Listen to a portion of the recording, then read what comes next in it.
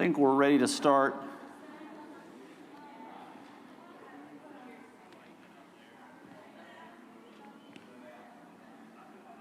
I appreciate everyone's attendance today. It's always a privilege to be able to get up here and speak. I don't know what a privilege it is for you to have to listen to me, but I'll do my best. A little bit nervous coming into the lesson today, not because of anything about the material, nothing controversial, anything like that, but it's more to do with just, I don't know, just didn't feel kind of coming into this, the time was, that I had all the time I would have liked. You know, sometimes you have these phases in life, and I think right now I feel like if you can remember, you know, back in cafeterias, right? I don't even know if we even still have cafeterias anymore, but I can remember, you know, cafeterias, you have the trays, right? And you have that mechanism that you'd stack the trays on and they'd push down and it was spring loaded, I guess, at the bottom. And as people would pop off the top tray, the whole stack would move up. I think lately I felt like the bottom tray in that stack and everything just kind of keeps piling up. And there's never enough getting removed off of it that raises up. So, you know, it is what it is. It's just that time, I guess, in my life right now. So hopefully, with that said, bear with me. If I stumble through this or make some mistakes, just have some patience with me. So we're continuing on in our study of the book of Genesis, and I actually had the opportunity, it's been a couple years ago now, to do some lessons out of Genesis. And so these are some of this is the slide deck that somebody had come up with. And I wanted to go ahead and borrow it for this as well. So I thought it was a really good slide deck. But before we get into it, I will say first off, though, that today's lesson might be a little bit different because, you know, the past lessons we've kind of had actual text out of Genesis that we've gone through. For whatever reason, the creators of the material that we're going through, this lesson actually kind of comes at Genesis from more of a side angle. And what I mean by that is none of the scriptures we're going to be looking at today are going to be pulled out directly from Genesis, although we will certainly make application to what's being said in Genesis. So before we get started, though, I wanted to kind of maybe paint like a bit of a mental picture. So kind of think in your mind about the sun. And let's just pretend it's not like today. Let's pretend it's a clear, sunny day. And what you might think of with a clear, sunny day like that, right? So, you know, if it was the wintertime and you had a clear, sunny day, that wind or that additional sunlight would probably fill you with just a little bit more warmth, make you feel a little bit better and take some of the gloom out of a typical winter day. You know, if it's the summer, it's going to provide some additional heat, which you may or may not appreciate. I can tell from experience, I do a lot of running, and running in the summer is certainly not a very enjoyable experience, especially if you're in direct sunlight, which I try not to be. I either run when it's dark or I'll go to the Warner Parks and run there in the shade because that sun is so intense and so bright that in the summertime, you know, it provides a little bit more heat than what I would really care for. You know, may even have to wear sunglasses because of the glare. And then kind of contrast that to maybe like a day like today, where if you went outside, you probably, you know, couldn't even tell where the sun exactly is in the sky because there's so many clouds obscuring our view. And in the wintertime, especially, if this was, you know, a cold winter day and it was this, it would be very gloomy, dreary. You'd feel probably a little bit colder than maybe what you normally would. But the point of this illustration is when you think about that, I'll ask the question, in any of those scenarios, whether the sun, it's a bright day and the sun's shining, or whether it's cloudy and obscured, is the sun any different? Is the sun not providing as much energy to the earth as it would be? Is it providing more energy in the summer versus in the, you know, a cloudy day in the winter? No. The sun is the same regardless. The difference is it's how we're perceiving the sun. That sun is continually beaming that energy to earth. Sometimes it's going to be direct. We'll see it directly. Other times we may not see it so clearly. And I believe God's glory is the same way. God's glory never fades. It's always there. The problem is typically with humans, hopefully most of us see it and recognize it, but some don't. Just like on a cloudy day with the sun. They might not even see it. It's so they've obscured it in their lives. And we're kind of come back to this analogy, hopefully a little bit more as we get into this lesson and make some more application to that. So today's lesson is entitled, Made for His Glory. And we're going to go through a few points and kind of make application to our lives, hopefully, from that. So the first point that we're going to look at is going to be that God's glory is revealed through the worship of His people. And we're going to be looking in Psalms 96 and in the first 10 verses. So let's go ahead and read that. Oh, sing to the Lord a new song. Sing to the Lord, all the earth. Sing to the Lord. Bless His name. Tell of His salvation from day to day. Declare His glory among the nations, His marvelous works among all the peoples. For great is the Lord, and greatly to be praised. For He is to be feared above all gods. For all the gods of the people are worthless idols, but the Lord made the heavens. Splendor and majesty are before Him. Strength and beauty are His sanctuary. Ascribe to the Lord, O families of the peoples. Ascribe to the Lord glory and strength. Ascribe to the Lord the glory due His name. Bring an offering. Come into His courts. Worship the Lord in the splendor of holiness. Tremble before Him, all the earth. Say among the nations, the Lord reigns. Yes, the world is established. It shall never be moved. He will judge the people with equity. Beautiful words from the psalm.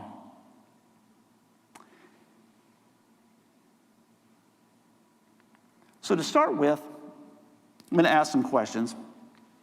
And I know this auditorium is not the best place for sometimes discussion. I don't know if it's just the surroundings or what. But I would encourage you, if at any point you wish to make comment, I'd be more than happy to have comments, feedback. I'm going to ask these questions. If you want to view them as rhetorical and just think about it, that's fine. But I would encourage, if you do want to speak out, please do so. I'll do my best to hear and repeat the question if something comes up. So the first question is, what are some of the ways our worship matters in this world? And hopefully we're not thinking to ourselves, well, does it matter? Hopefully we recognize that it does matter, but what are some of the ways that our worship matters?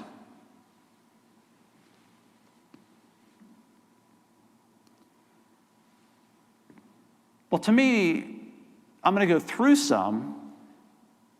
I think, to me, the first one probably is that I think to myself, we're supposed to be God's image bearers. And in that, we should be reflecting our Creator, our Lord, through all of our words and actions. And the worship that we provide, I guess I'm going to maybe take slight liberties with that.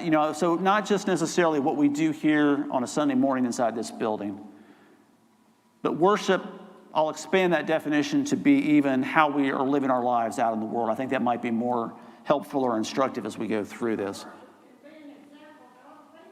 Exactly. It should be. I mean, the lives that we live should be an examples to other people. And I think that's what, when I talk about being God's image bearer, I think that's part of it, right?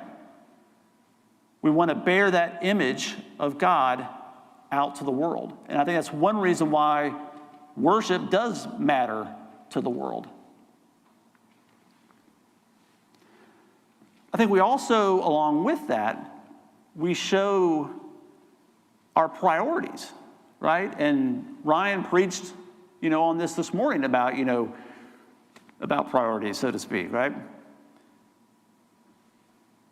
and how we need to be careful about where we place our heart, or where we place things. Do we place our dependence on money or things of this world? But I think our worship should show that God is our chief priority. And hopefully the world sees that in us, right? We can take what Ryan said today and actually apply that. Hopefully it's obvious to the world, and it's an example to the world of what should be their priority, because, and I'm going to talk about this in just a minute here as well, but I thought, I didn't know what Ryan was going to speak on today, or the examples that we're going to use, but I think it's really gonna, when he was going through it, I'm like going, wow, yeah, this is, I can definitely take some of this when I do the lesson today, because I think some of what my thoughts is exactly in line with some of what he was saying. And where I'm kind of gonna go with that is, you see the passion of fans, sports fans, right? Which I'm one, not necessarily a soccer fan, although I guess I can appreciate it well enough. But you see that kind of passion in the world. And hopefully, though, our worship, though, can show that, there's nothing wrong with sports, right? Nothing wrong with being passionate about that. I have my favorite college football team, my favorite pro football team. But hopefully the world sees through our worship, they see where we place our priorities, and our priorities are on God and doing His will and not just on ourselves. I also believe that it's important to the world because it shows we're proclaiming who God is and His will for not just us, but for the world.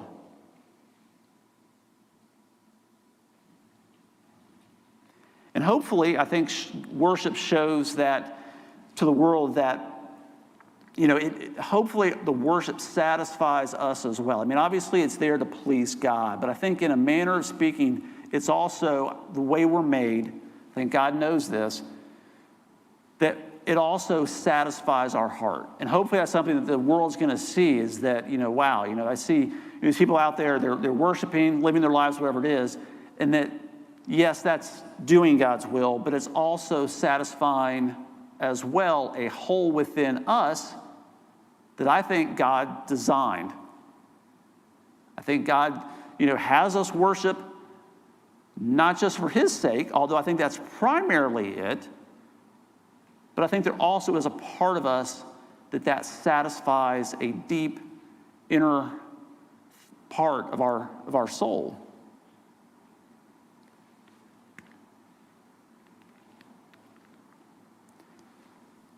So the next question is, what message does our worship send to the world? And we kind of talked about that briefly just a moment ago. But I think this is important in that, again, I'm going to kind of use the example that Ryan had about the soccer team in Argentina and the passion that those fans had for the game. And I'm not going to compare a sporting event to a worship service. Those two are inherently different, in my opinion. Obviously, they serve two different purposes. But I do have to think to myself, what is our worship? What message does that send to the world? Do we come here and worship and the world sees that and do they think, wow, those people are excited? Comment? It shows people, the world, that we recognize we are not everything, something greater than us, a person, a being greater than us, and we recognize we're just small. Yep. So if everyone kind of heard that comment, I think if I can sum that up, is it really that worship shows that we are serving a being that's well above us, that we are, even though we are small and insignificant, we are ascribing this praise to this glorious God that created the universe, right? And I hope that And I honestly think all of us recognize that in our hearts. I don't think that's the issue. But if I'm honest with myself, at least, does my worship really give the right message to the world? I mean, do they see it and they think, well, he didn't seem very excited about that. He might talk about it, but, he kind of mumbles through some, the singing or, participating in the service. And I don't know, maybe you can relate to that, maybe not. I don't know, maybe that's just me. If I'm honest with myself, there will be times when I will come here and the cares of the world will be weighing on me. And unfortunately, that will, I think, affect my worship in the service. And sometimes even worship in how I live my life. So I think it's important to kind of think to ourselves at times, what message are we sending in the worship? I mean, can you imagine, going back to that soccer game and what Ryan was talking about? And I thought to myself, when he was kind of talking about it, I'm thinking, wow, I don't think I'd want to be in that crowd. That almost sounds a little bit too intense, for me. I've been to sporting events, and I've been, music concerts, and sometimes the crowd can get a little bit much for me.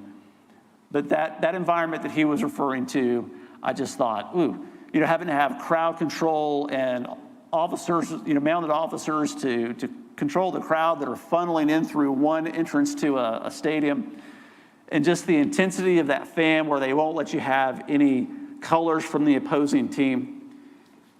And I know there's places here, even in the U.S., there's fan bases in the U.S. that, have kind of that reputation of, you don't want to be an opposing fan, right, in their stadium. But can you imagine if the world was so impressed by our worship and our sincere expression of that we had to have crowd control in order for people that were just flooding into the building? And maybe that's not the best example. I don't know. Again, I know sporting events and worship are different. I understand that. But I do have to think to myself, is our worship really projecting the right message out to the world? Sometimes in conversation, when you're talking about a subject, where you carry your conversation into the comments, they'll know what kind of person you are. Right. Yep.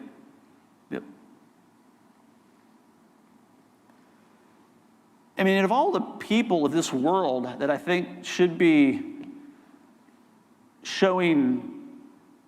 expressing, that passion, I mean, it should be us, shouldn't it? I mean, we are, if you look at the condition, and we're going to get in a little bit later into some of the text here that's actually pulled from 2 Corinthians. But and maybe I should save that for them. But just real quick. But if you think about the message, the gospel message,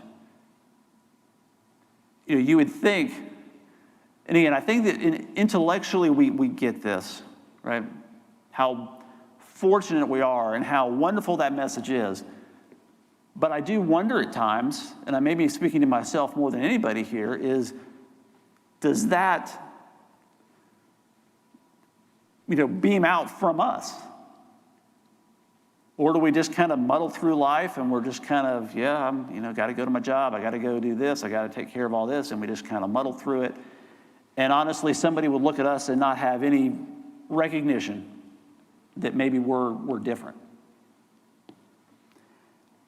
I think it's certainly something to consider. And kind of, I think, along those lines is, does worship enable evangelism? And I'm not sure that's something I had really thought about before, but going through the lesson material, this point was raised, and I thought, okay, I can see that. So kind of, dovetailing to what I just said, there certainly, or hopefully is, that image that we're projecting to the world by glorifying God through our worship, that hopefully that's having a change in the world. People are seeing that and thinking, wow, I see, that family, they go to worship God on a Sunday morning. I see, the way they live their life, the way they're helpful to others, the way they conduct themselves. And hopefully that enables us then to maybe have that conversation, right? That maybe they're looking at us and they're saying, hey, I want what they have in my life. I mean, we live in the world's always been a dark place. That's not changed. Think of Ecclesiastes. There's nothing new under the sun. But it does feel to me, the world is dark and needs that more than ever. And hopefully, with all the chaos, I think that is now in our lives, based upon, things that we do to ourselves typically, the time that we spend, where we focus our energies. I think there's a growing dissatisfaction in the world as far as, what life's all about. And hopefully they can look at us and see that we're different, and that enables them or, us to have that conversation, right? That they'll ask the question about, hey, what's going on, in your life? And you can kind of have a discussion with them.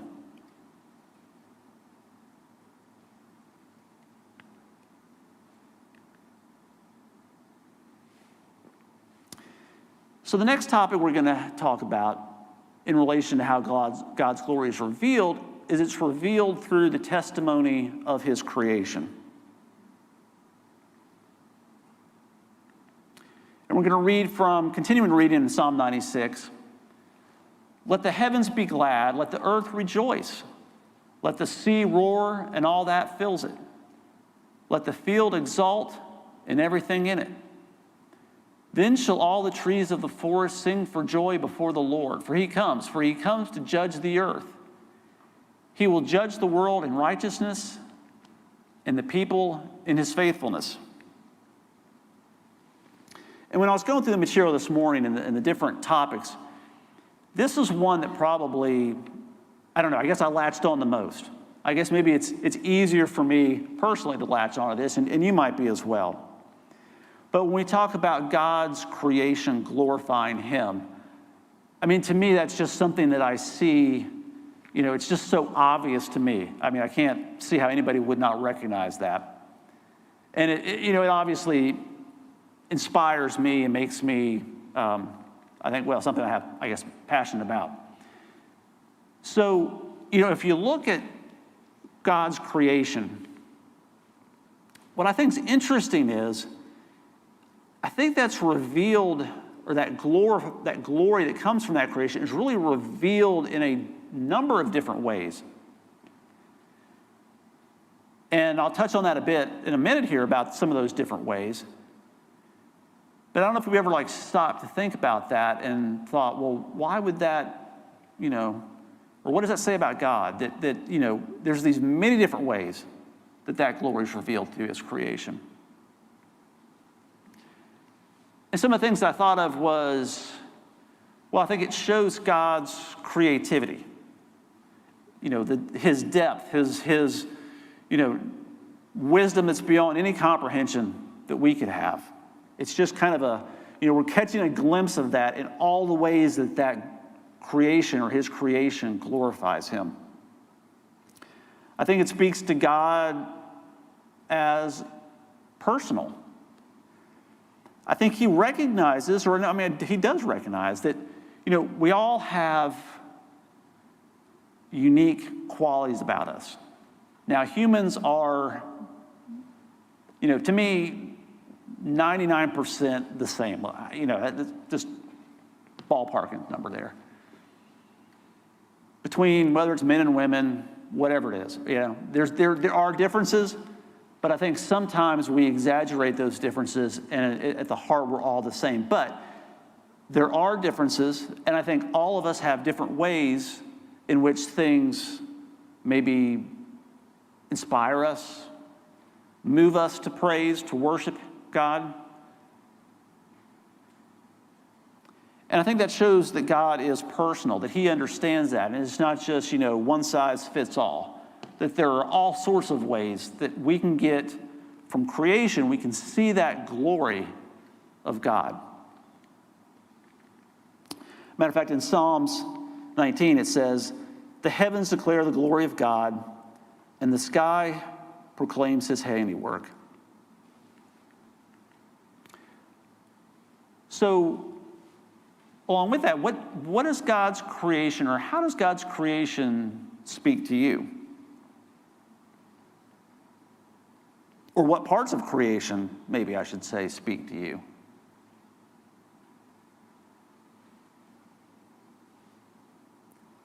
I mean, I think one of the obvious ones, maybe what you're thinking of, is, just nature itself. Maybe scenery, the beauty of, being, on top of a mountain and having a view down in a valley, or being on a beach.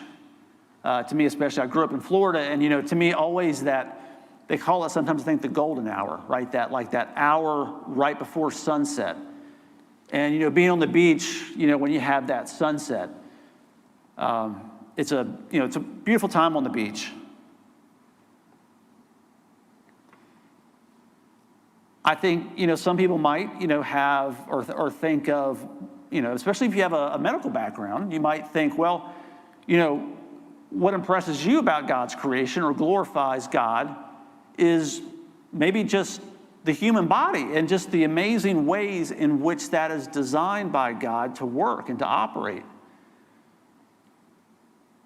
I'm not a biology person, that's not my field, so I don't really know a whole lot about biology, but I do recognize enough to know what a remarkable piece of engineering our bodies are.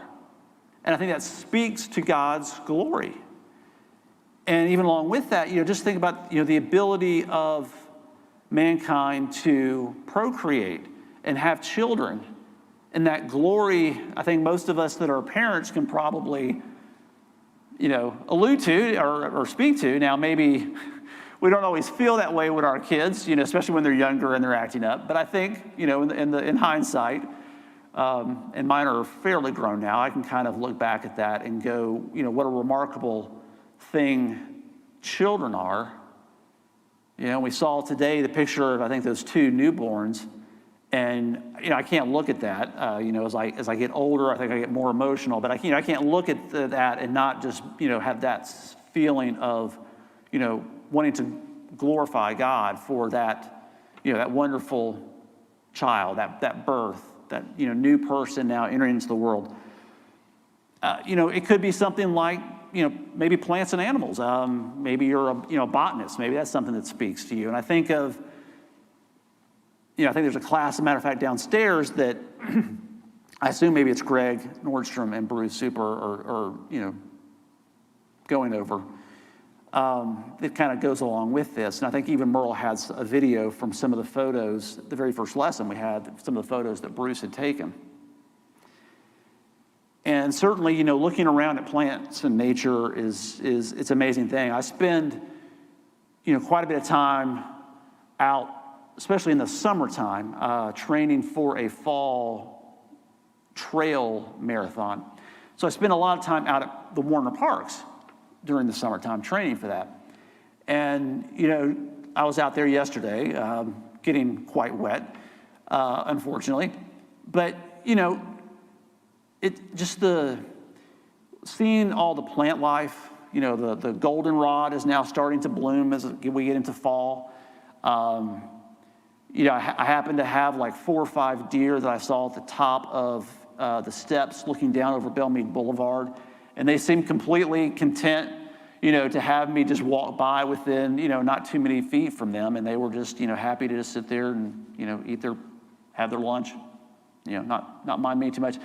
I even had passed a snake, which you may not, appreciate snakes very much, but, had a snake on the road that I believe was trying to get away from some of the water because there was so much rain that was coming down. But whenever I'm out there, and I've seen other animals, I've seen turkey out there. I've even seen a wallaby. And if you're thinking to yourself, what's a wallaby? I had the same question a number of years ago. But it's a small kangaroo. And I'm not kidding. I saw a wallaby out at Warner Park. Now, to be fair and to be truthful, it wasn't out there just by accident. It was actually, I assume it was a pet of some man that was coming down the trail opposite from me, and I'm running towards him, and I see this, and I'm like, it's a few feet tall. And he says something, and the wallaby, like, he has this like sling over his shoulder, and it jumps up in there, and I passed by. I think my jaw was probably dragging the trail, and my eyes were probably as big as saucers. And I passed by him, and I'm like, I don't know what to say. I just said, well, I turned and I just said, that's not something you see every day. And he just kind of laughed and went on his way. And I've actually heard other people have actually seen that gentleman out there. I assume it's just a pet, but it was certainly a strange occurrence out there.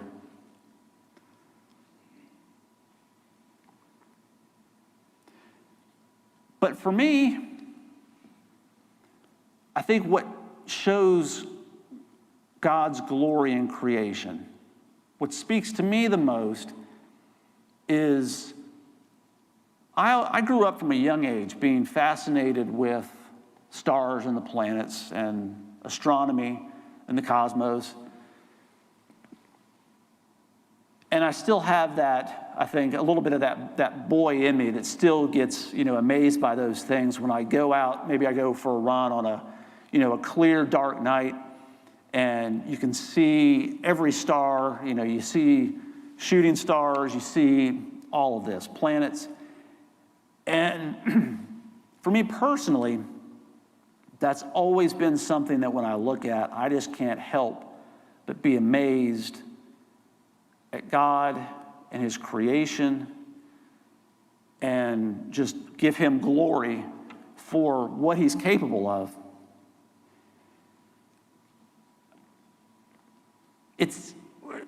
What really gets me is, maybe you've never really thought of this, and that's fine. But if you consider the size of the universe which we live in, it is beyond comprehension. Now, it's not to the level of beyond comprehension that like God is, right? We're still talking about physical things here. But if you know a little bit about science, I don't see how you can help but just be absolutely dumbfounded by the size and scope. And pulling back from the universe for a second, just think about our solar system and I think it's now, used to be 9 planets, now it's 8 major planets, and then a host of dwarf planets like Pluto and some of the other ones that were actually planets when I was younger. But if you just look at the solar system that we live in, it's huge. And it's mostly just barren, empty space with just these little planets as dots, almost like these little islands in this huge expanse of ocean. And you look at that, and when I was growing up, I was always interested, like I said, about astronomy, and I think that kind of led naturally into watching. For me, I watched quite a bit of like science fiction when I was young. I grew up watching Star Trek, reruns after school, or watching the Star Wars movies when they would come out, or various other science fiction. And I grew up on the east coast of Florida near the Space Center, so I was always around that human space flight and saw a number of rockets go up. So I always had that interest, and still do to this day, about space flight. And I'm still fascinated with the idea of, or at least I hope in my lifetime, that I will see people go back to the moon. I was too young to remember that the first go around. I'd love to see people go to Mars, right? So, but the point I'm making is that, when you look at that, and you just look at our solar system, and these places that we think, humans could go live and, possibly in the future and habitate. If you look at the harshness of those worlds, even something like Mars, which, typically in science fiction, that's like the planet you would think people would go live on first. But if you really look at the science behind it, yes, we're capable of doing it. We have the technology to do it. I'm convinced it will happen in my lifetime, hopefully, God willing, I lived to a ripe age. But if you look at the harshness of that environment, it's just amazing to me. It's almost terrifying. It's the harshness of even just our solar system, and yet here's this one planet that we live on. It's this oasis. I mean, if you want to talk about a Garden of Eden, I mean, in a manner of speaking, Earth is this Garden of Eden when you compare it to what's out there in the universe. It's just amazing, and I can't help but look at that and think to myself, what a great God we have, and how that creation speaks to his glory.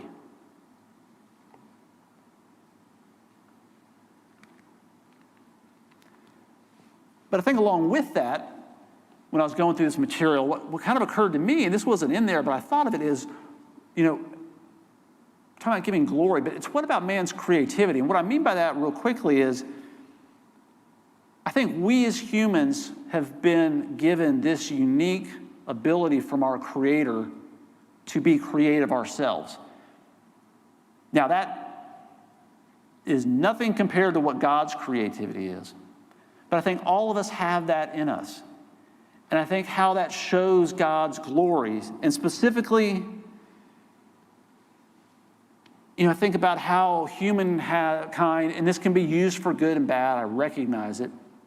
And too often it probably is used for bad. But the creativity that man has, given by God, the ability of science.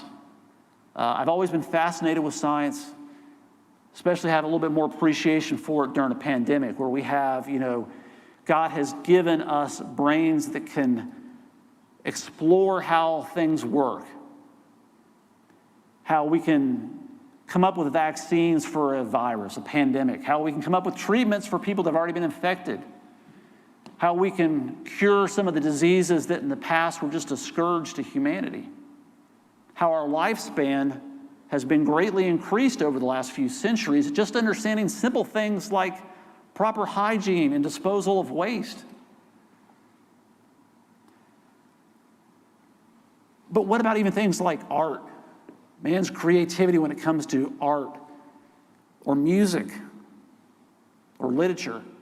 I mean, I see those things and I just can't help but just marvel at God's creativity, because he gave us, to a small extent, that same spark of creativity that he has. And I think that just speaks, to me at least, that speaks volumes about our God, and it just causes me to want to glorify him even more.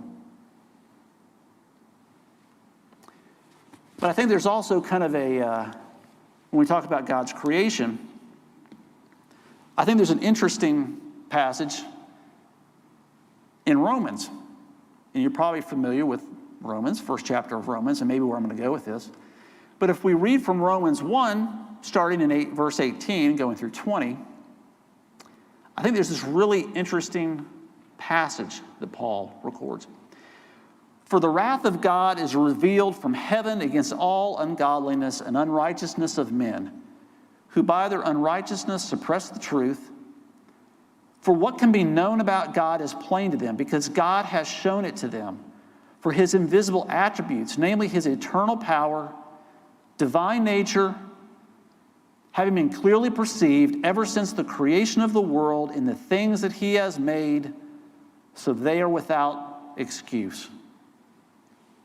And I couldn't help, when I was thinking about God's creation and the way it glorifies God, but I couldn't help but go back to that verse in Romans where Paul is recording there that no one is without excuse. God's handiwork is visible to all.